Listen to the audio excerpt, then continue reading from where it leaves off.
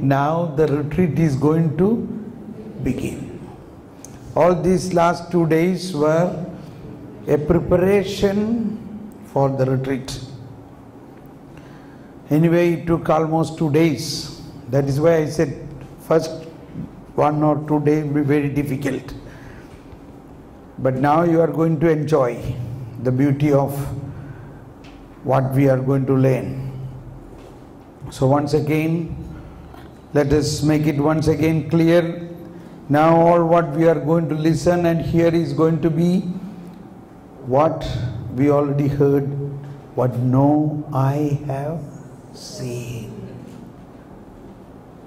what no mind could conceive. But Holy Spirit revealed to us. So that is what something which is very, very unique. The people who attended the 9 days retreat at the end said, now I can die peacefully. I think already you got the impression. That means many people, even I myself, when I understood all these mysteries, I really wondered why I did not understand this all these years. I began to have this understanding only after age of 60. But don't wait for that. That's why I admire these youngsters who are here, who are sitting and listening. Is really a unique experience going to be. So last 2 days, all what we have been speaking about wisdom and wisdom and wisdom was a preparation for now on what we are going to hear. Certain things may be a repetition. I have already said at that time, it's a premature expression, but it will be revealed later. Now in this session I will also ask many questions to you. Questions I am asking mainly for you to think. Generally we have a proclamation, we hear, whether we understand or not, we hear. But this must be a little different way. You have the opportunity to ask questions. If you don't understand, you can openly say, Thomas, can you explain this little bit more way or in a different way? It is all a friendly discussion way.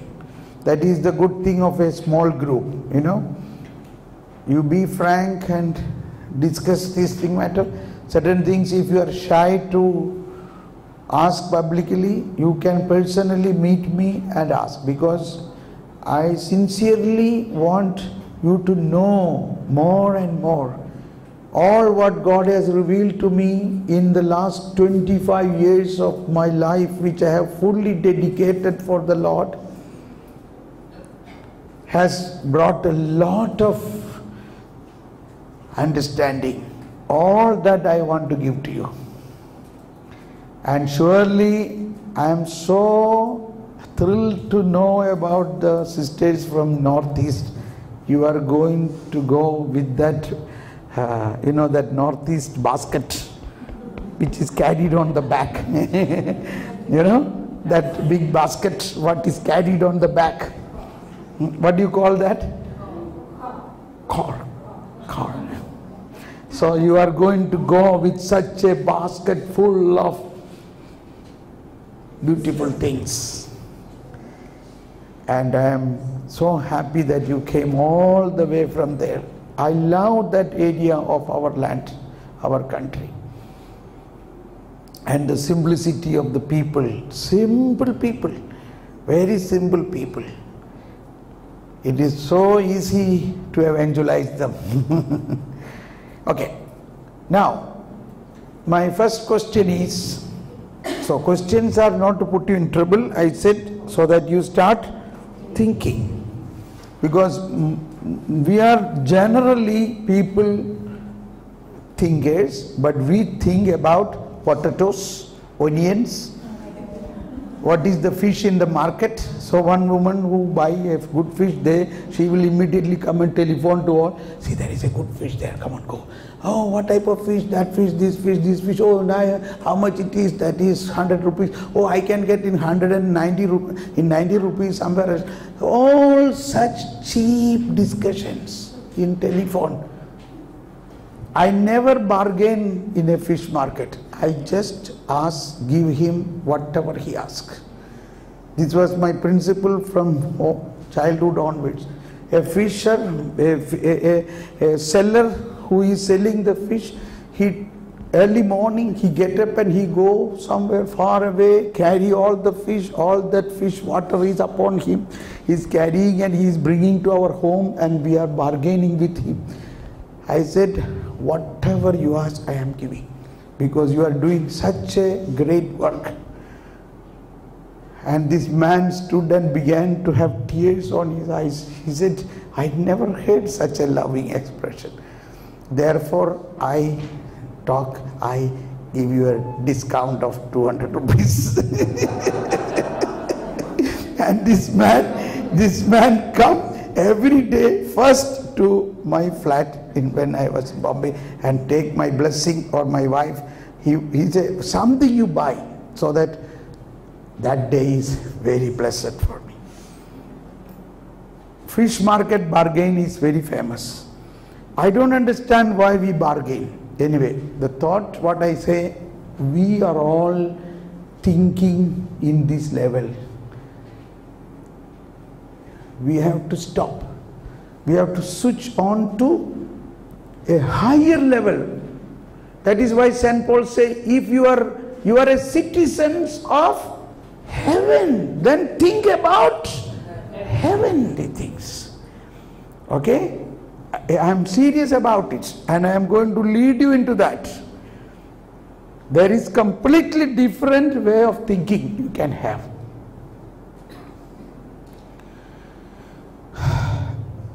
I don't read newspaper because there is no good news in it. So I have nothing to talk about all such stuff.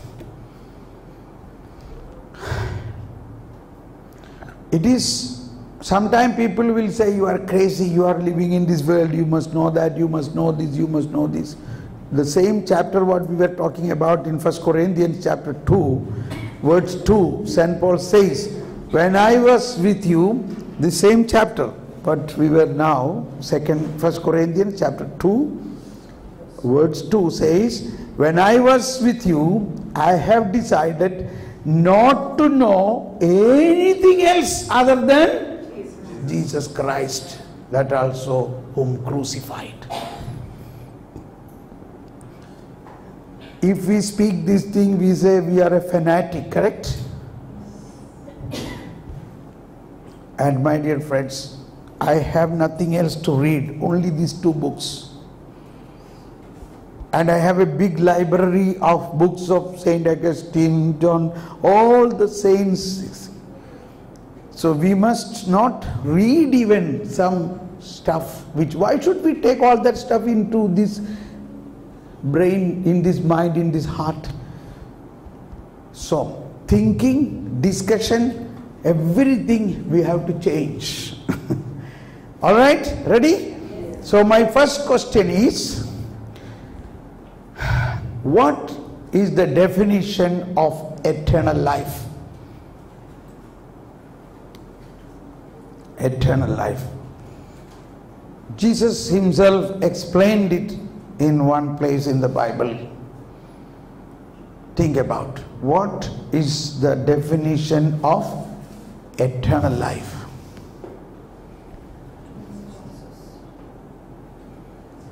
Think.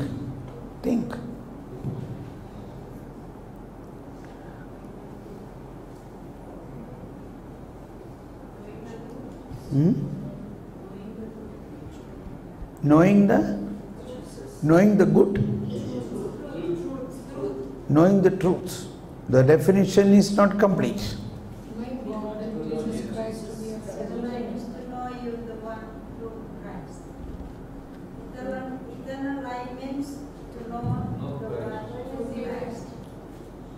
Very good. You will get 50% mark, okay? You are in the right direction, but there is something more, is there? Be rooted in Christ. Hmm? Be rooted in Christ. Be rooted in Christ. In principle, it is good. But that is not the definition what Jesus said. To know Him, to love Him, and to serve Him. That is the answer of something else, which I am going to ask later. To know God. I'm the life. Hmm? Hmm? I'm the life.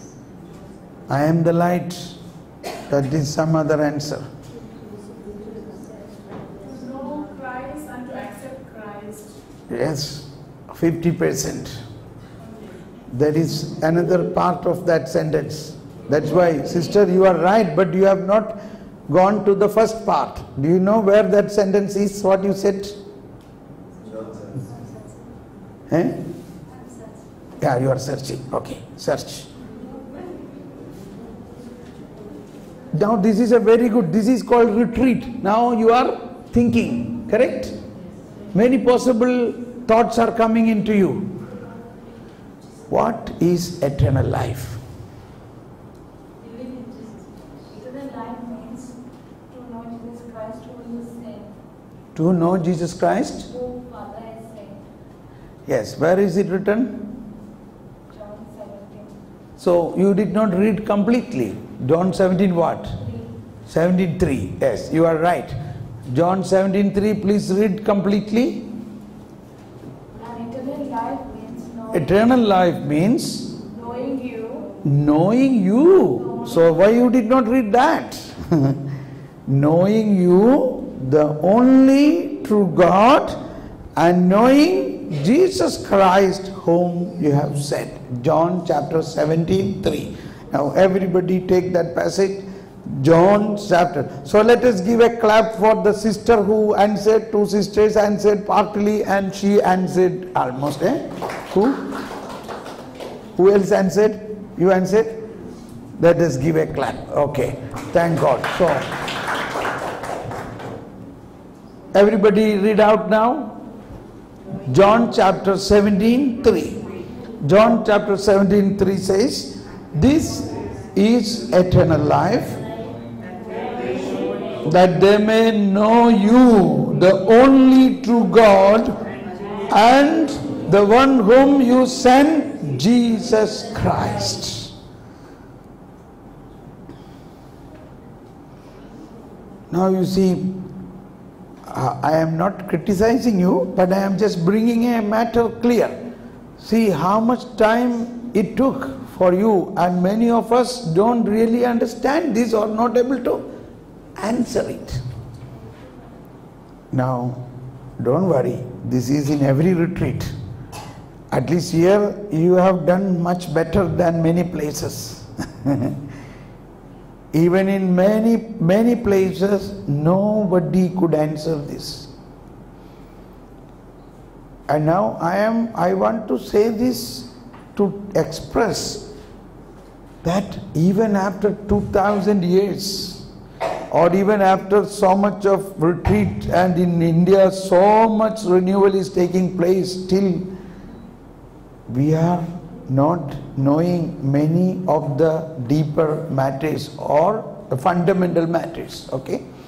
Now this catechism of the Catholic Church, the prologue, the first sentence of the catechism of the Catholic Church, the prologue is this: what is eternal life? So the whole catechism is for this, to know the only true God and to know Jesus Christ whom He has sent. Now here again, something which we are happy to know is, it is also a knowledge, correct? Knowing, okay? Now knowing has two meanings actually. Now if somebody asks my wife, do you know Thomas Paul? What will be her answer? She will say, who is my husband? So that is a knowledge. Knowledge means Knowing means we know so much that we are one. That is the meaning of the knowing. But how can you be one with a person unless you love him? How can you love a person if you do not know him? Correct? So, if you have to get into intimacy with God, you have to know him. Correct? When you know him, so that's what the sister was telling, to seek him, to know him, to love him. So, one side, we are already in the knowing, in the intimacy of God, that eternal life. This eternal life which they were praying for, we are already in the possession. We are already in the possession. So sometimes we think eternal life is a life after death. Many people think, no. It is surely life after death, but it is also already began here now. Eternal life is life after death. Suppose you think about a long rope, a endless rope, that is eternal life. Endless rope. But the tip of that, some 4 centimeters, that is the life we are living here. You got my point? So the life we are living here may be 80 years, 100 years. From the day of our baptism, we are already in the eternal life. Eternal life already began in us. That Christ who is eternal, the Father, the Holy Spirit already taken our life, and we are already in the eternal life. But the first, a little part of the whole infinite eternal life is the time we spend in this world here. And it continues after our death into the whole life. And that is why St. Paul's letter to Corinthians, chapter 15, 13. Chapter 15, verse 13. St. Paul, 1 Corinthians, chapter 15, 13 says, if for this life only, if you have hope in Christ, then you are most pitiable person of all. Shocking, is it? 1 Corinthians 15. You must underline, color it with many colors. Chapter 15, verse 19. 1 Corinthians chapter 15, verse 19 says, everybody please speak out louder. If for this life only, if we have hoped in Christ, we are the most pitiable people of all. Everybody once again. If for this life only, if we have hoped in Christ, we are the most pitiable people of all. You are happy. So, now this is only a keynote again. So our life, eternal life, already began here, and we are hoping in Christ, because Christ has already made us a life which is everlasting, which is eternal, which has so many great mysteries and realities, that is after our death. It's something I will teach you later on. There are 8 points you must know about that life after death, which I will tell you later. Now I want to deal with this, where our eternal life begins. We say we are hoping in Christ. Now this is what our change of attitude should happen. Even if we are Christians, we are Catholics, we have good parishes, we have good things, but we mostly hope for the things of this world. Things of this world. So now St. Paul says, if you hope in Christ for this life, that is the life in this earthly pilgrimage only, that is nothing. That is nothing. That is not the aim of Christian faith.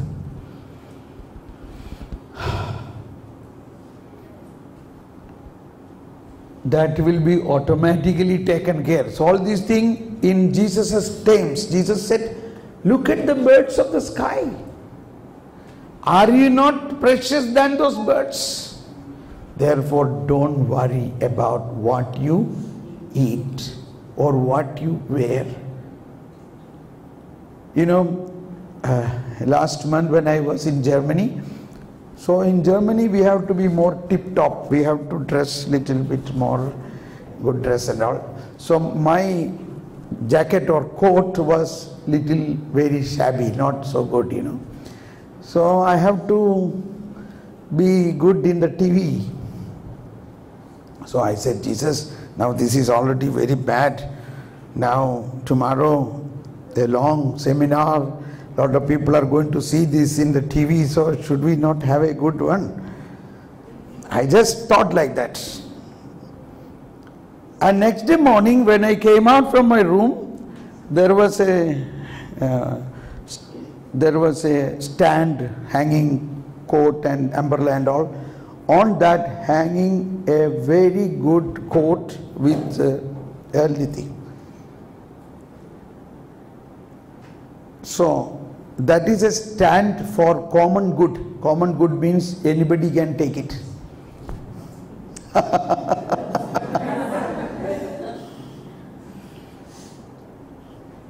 All my dresses is coming like that. Once, these are simple examples, but it is so interesting. One day in Austria, Germany, in this season, that is in the summer season, nobody will wear full sleeve shirt. If somebody wear full sleeve shirt, he is something wrong with him. This is what. But I had no half sleeve shirt. So I was little hesitant what to do now when I go out with the full sleeve shirt in a summer, what the people will think. But I said, I don't know, whatever they think, I have nothing else. So I came out to the breakfast. There is standing a woman, Thomas, I think you need to have summer wear, to half sleeve shirt. This is to half sleeve shirt for you.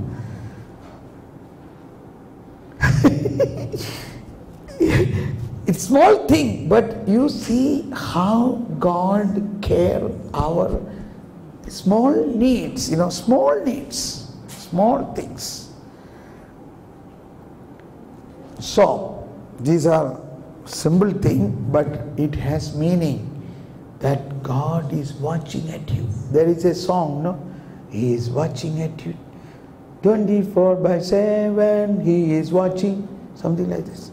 He is watching. He is watching. Anyway, Jesus is watching over you. Not okay. So anyway, you see that He is watching over you, not like a policeman to find out your fault, like a loving father looking after what my son need. What do you need? He is watching. And He is watching with complete aim of eternity, not only for what we need here. So, when Jesus said, don't worry about what you need. My Father knows that you need all these things and He will provide it. This is verbatim clear. When I left my job and got into this type of a life, initially it was very, very difficult. It was a trial time. But I saw a film of Francis Assisi brother, sun, sister, moon.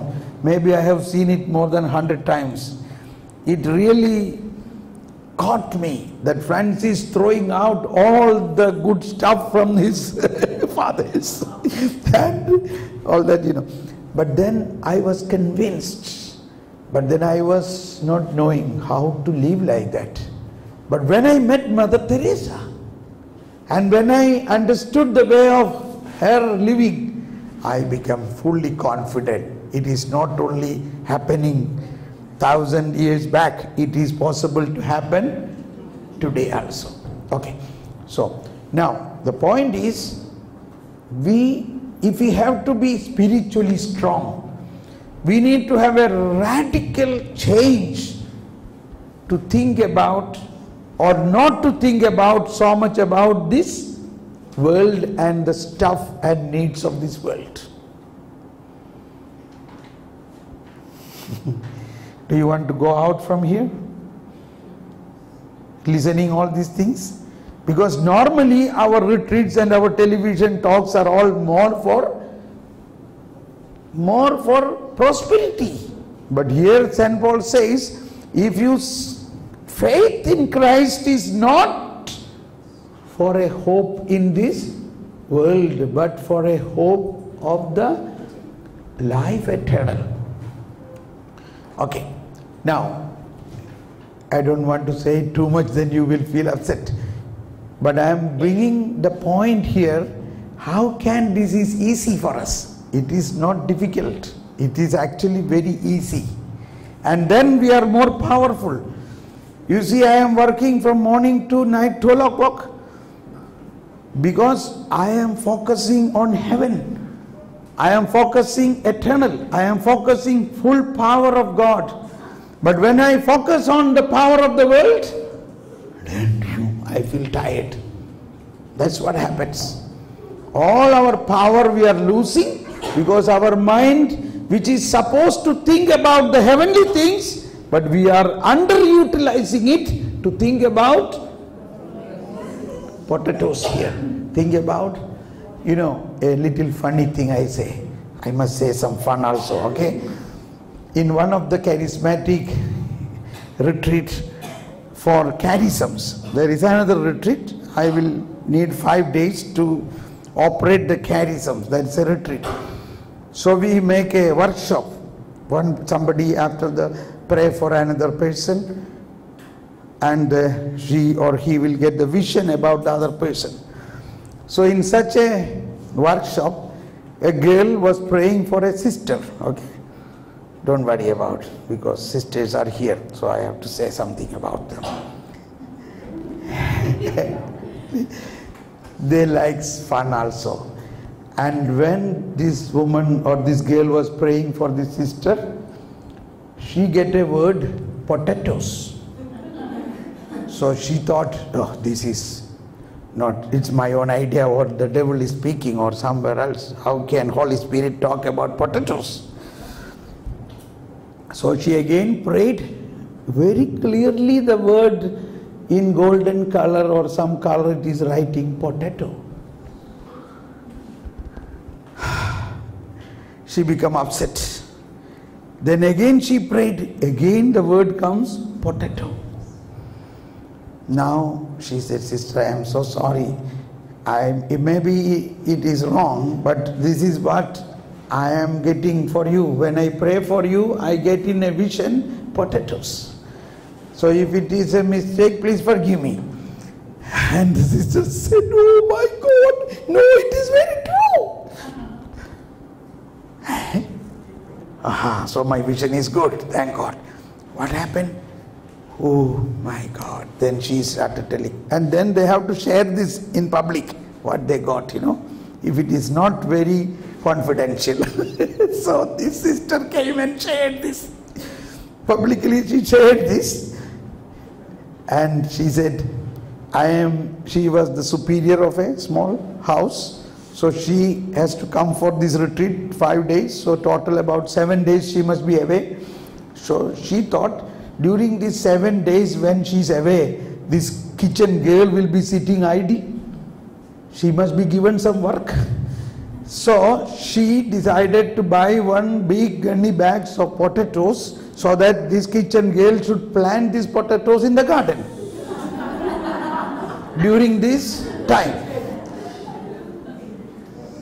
Matter is not finished. This is not the climax.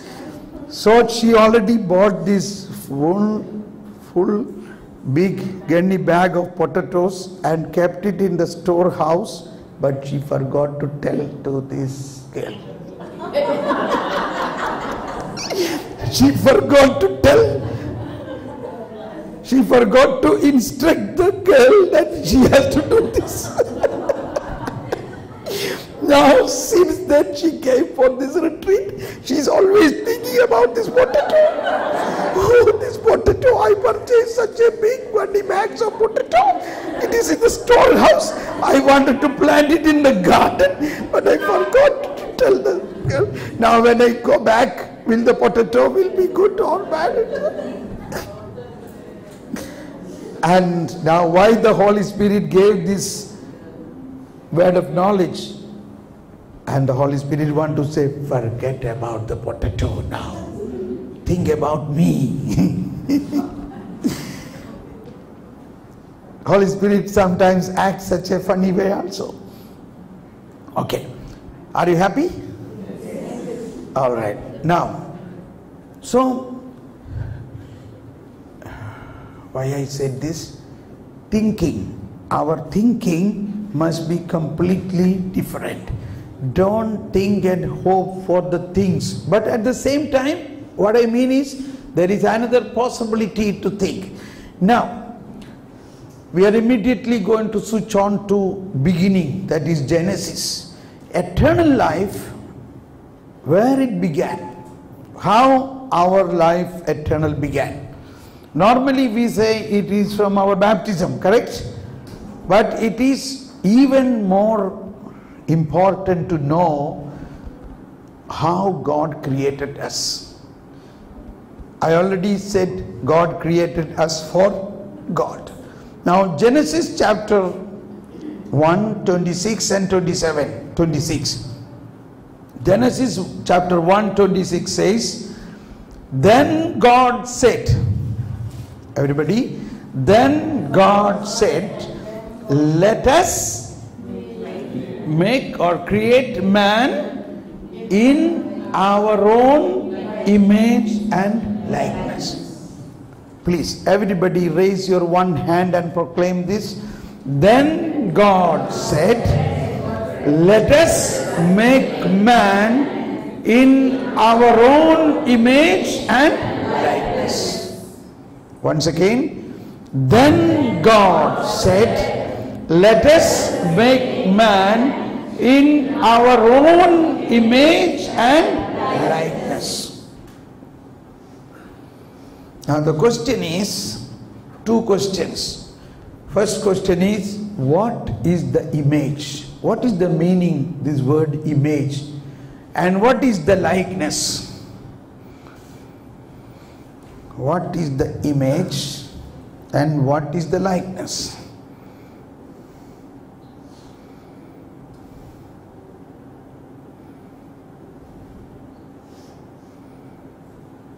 What is the meaning of the word image? Lord said, let us make man in our own image. So what is that image?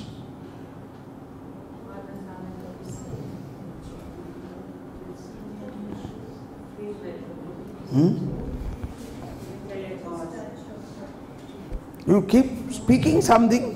When I hear a right voice, I know it. Right answer. Keep speaking. Think, what is the image? This we have heard numerous times, correct?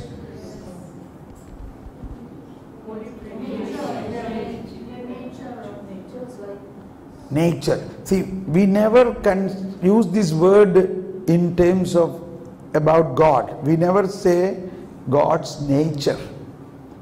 Because God is spirit and God is uncreated, correct? Or created things, man's nature, things nature. But I understand what you mean by. But what is it? If you say God's nature, but what do you mean? What is it? Holy. Quality. Now somebody say quality. Any other answer? Holiness. Holiness is not image. Holiness is a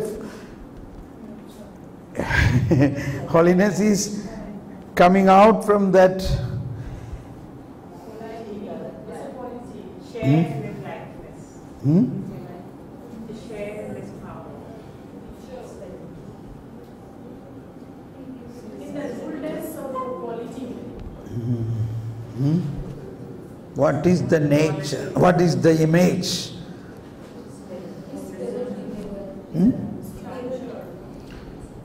Spirit.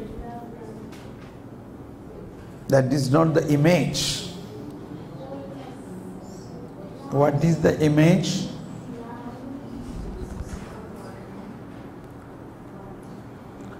Maybe let us pray, oh Holy Spirit, help us. Oh Holy Spirit, teach us. Oh Holy Spirit, give us answer for this question. Oh Holy Spirit, help us to know what is the meaning of this image and likeness. What is this image means? God created us in His own image. Help us to understand the depth of it. What is that image? Somebody try again. Like Him. Qualities. Like Him. Like God. Himself, God. He made us like Him, God. But we are not God. Like Him, you are very near. So what is that? Qualities. His breath. Not the quality. Think something else now. So rule out, not the quality. That is not the answer. Think something. You are very near.